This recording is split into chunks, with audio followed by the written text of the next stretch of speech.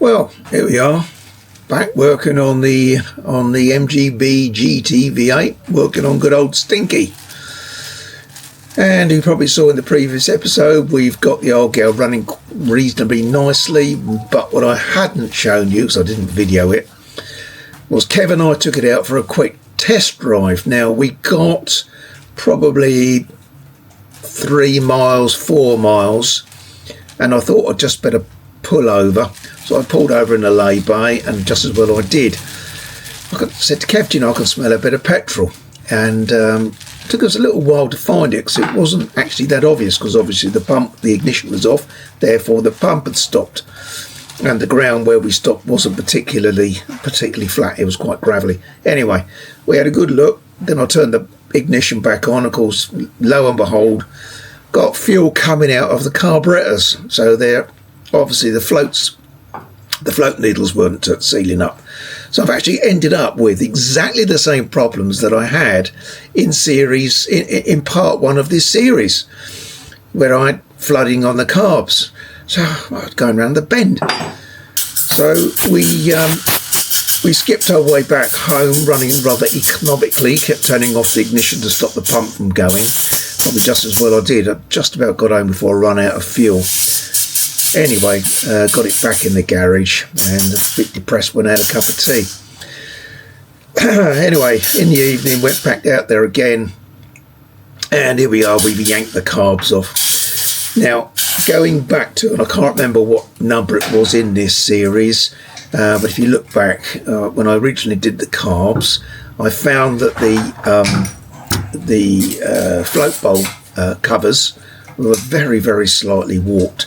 And I did try and cheat to save a few bob, well, quite a few bob really. And I originally used blue Hylamar just to seal up round where the O-rings were. And that seemed to work for a bit, but then it went to mush. So that gave me a problem. And then I went to this stuff highly recommended by a good friend of mine, 3-Bond, which again I used in that video. I did warn you not to use it, so if you have used it then it's your own fault, because I said don't use it. Anyway, I used 3-Bond, and then I found, and this is what the problem is now, when I took the carburetors off, the 3-Bond sealant had basically turned into snot. So what I've done is I've bit the bullet, and I've invested in some new carb float bowls. I've gone for some new needle jets and holders, the whole caboose really. The float covers come with new O-rings again, so that's about the 3rd set of O-rings I've had. And some other bits and pieces in the bags. Can't remember exactly what I spent this time around. I think it was about 160 quid, I think, on memory. You know, I just wish I'd done it in the first place and not had all the aggro. But hey-ho, me being a bit tight-fisted, wanted to save a few bob. I didn't. So here we are. So what I've done, although a lot of this I've obviously covered in previous videos, I've left a lot of this in because I don't really think I particularly showed some of these details.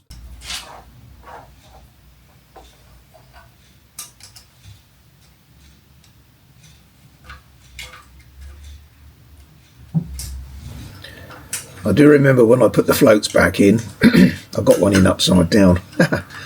So it is easy to put them upside down. Anyway, easily rectified, just turn it upside down.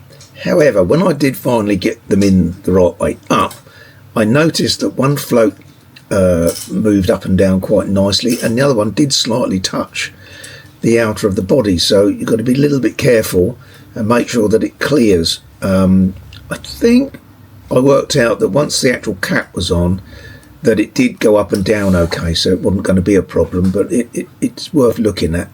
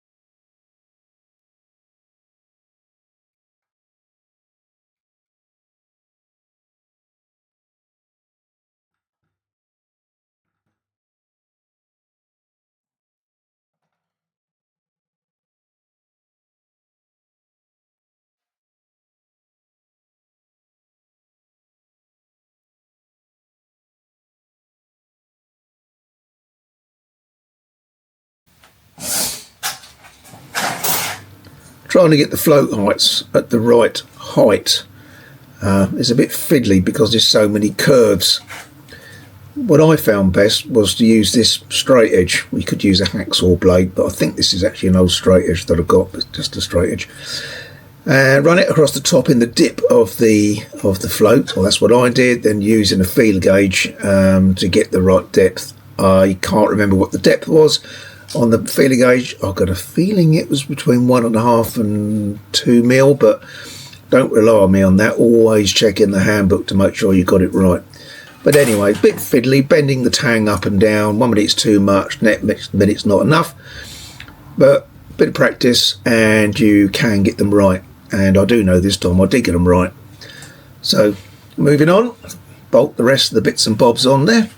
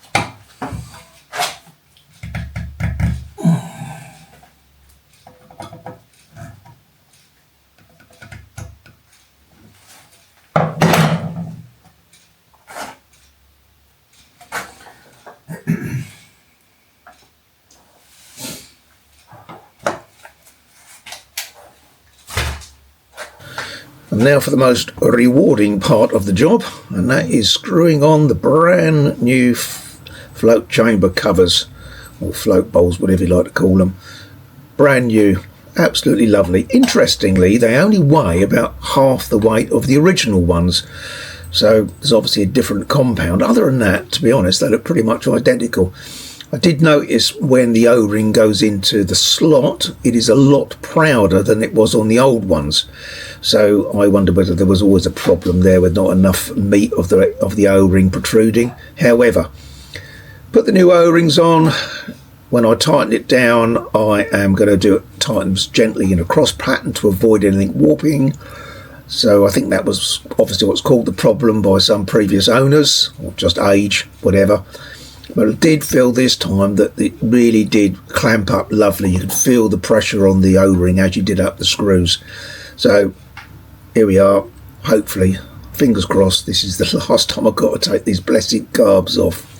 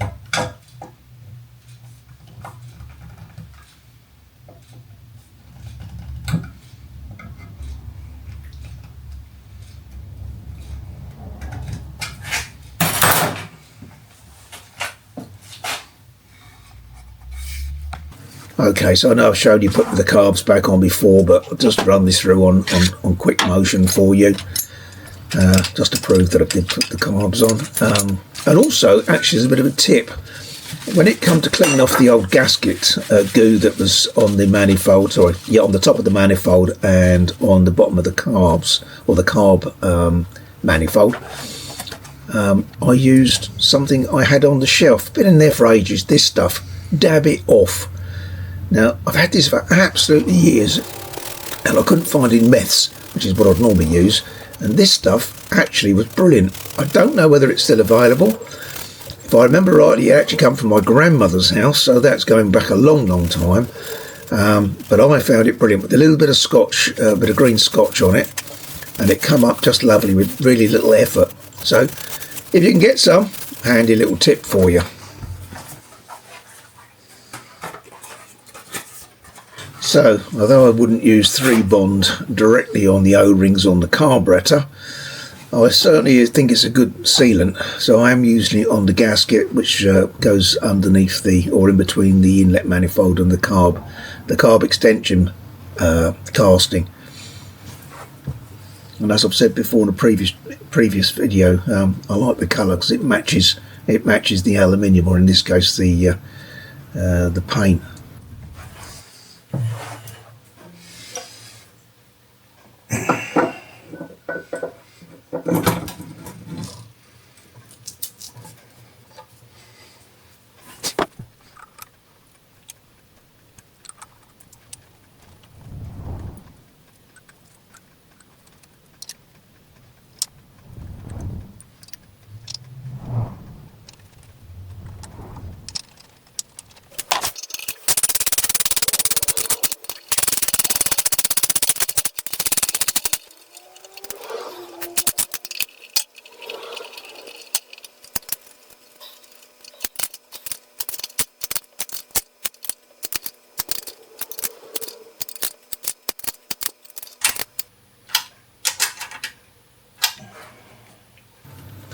And I thought I'd leave this part of the video in because I think I didn't cover this particularly well before, and if you're looking to do a job similar for yourself, then you might get some ideas.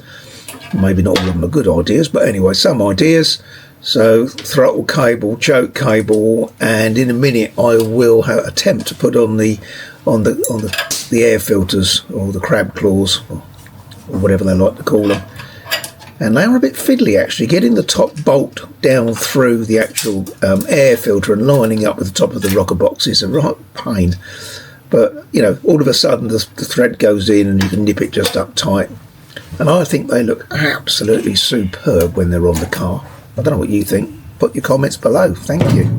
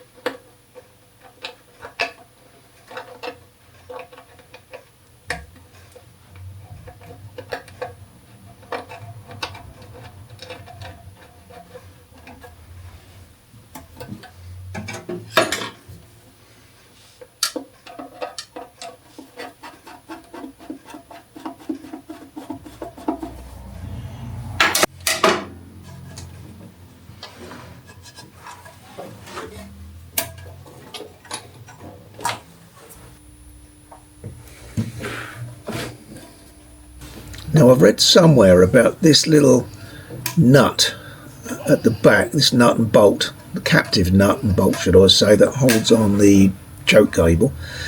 I've heard somewhere about the nut coming off or something. I'm not sure. This one seems to be okay, but again, if someone knows more about it, then please let me know, because if it's not a good idea, then I'll find another way of holding it on. Probably some rip ties or something, knowing me, but hey, there we go.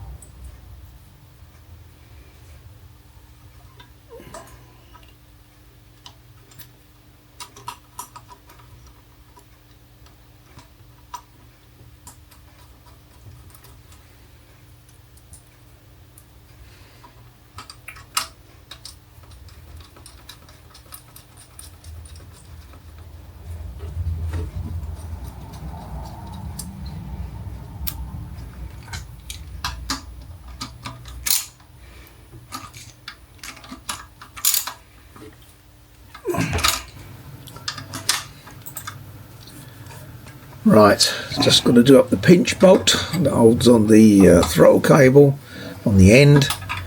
We're getting there then. Oh, I'll give you a little tip. Don't forget to put on the throttle return spring. You probably noticed that I have actually forgotten to put it on. So, tell you a little story. I had a Mark 1 Capri way back in the day, which I'd done quite a lot of work on, had the engine in and out and done a few panel repairs on it. Anyway, in my youth, I had it up for sale. I'd done all the work. I took it around the block. It ran quite nicely, and a young lady turned up quite interested in this lovely green Mark 1 Capri. So she took it out for a test drive. I was sitting in the passenger seat. I think her dad was sitting in the back from memory. Anyway, we went off, we'd done a few miles, and she was really pleased, and I thought we'd definitely got a sale coming up. And we got out onto Ashdown Forest, and she put her foot down a bit, and the car didn't stop. It just kept going faster and faster. I realised what had happened, and she started to panic. So I grabbed hold of the handbrake and tried to yank the handbrake up a bit to slow it down, and knocked it into gear eventually, I think, anyway, and in between wrestling with the steering wheel, the handbrake and whatever, did manage to get it to pull over.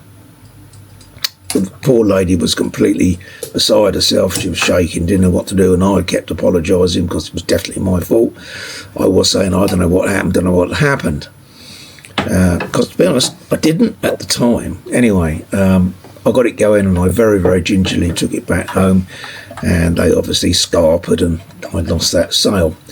Anyway, only to find, yep, I'd forgotten to put the throttle return spring on. And that was, I don't know, 40 plus years ago. Yeah, 40 plus years ago.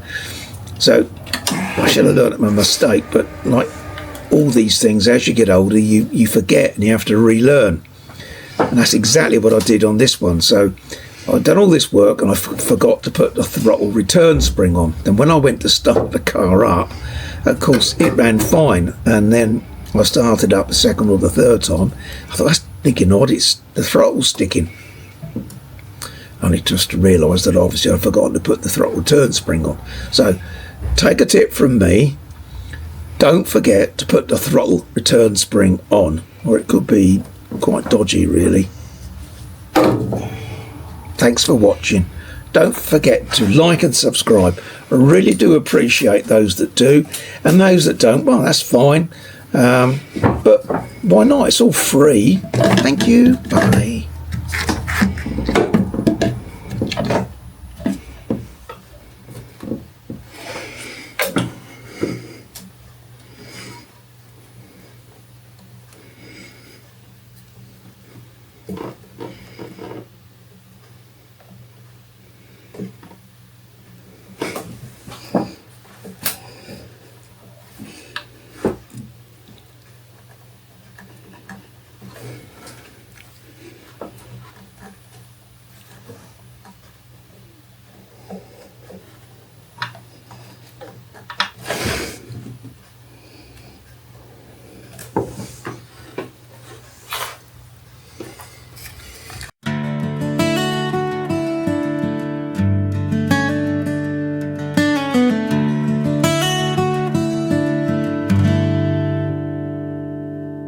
Nestling in East Sussex, a ever-growing town, close to Tunbridge Wells, how lucky am I, Crowborough is my home.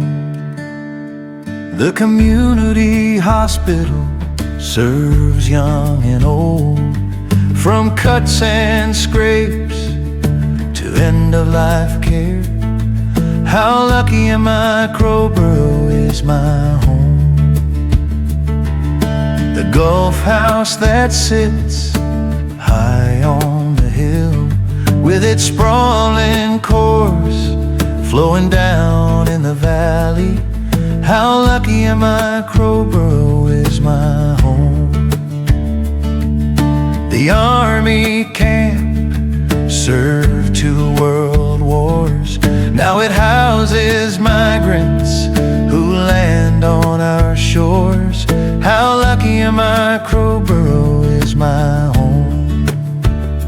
Conan Doyle's bronze statue stands proud in the town, dreaming of Baker Street and of Sherlock Holmes.